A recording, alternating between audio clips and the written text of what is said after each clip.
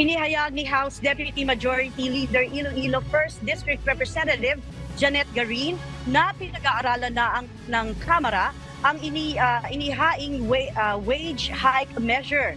Kasunod ito ng pagpasa ng Senado ng second reading ang panukalang 100 peso legislated daily minimum wage increase. Tinitimbang pa umano ng mababang kapulungan ng Kongreso kung makabubuti o mas makakasama sa ekonomiya sakaling aprubahan ito.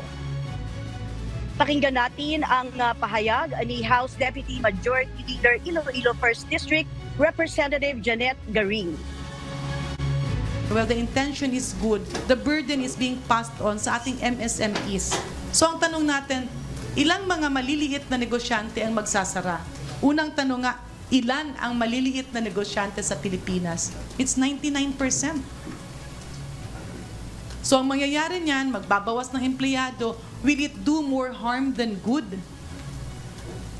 It's a very popular bill. Kung pamumulitika lang ang iisipin ng Kongreso, sana pinasa na kaagad yan at sinabi, o bahala na ang taong bayan. Pero hindi po ganun ang Kongreso.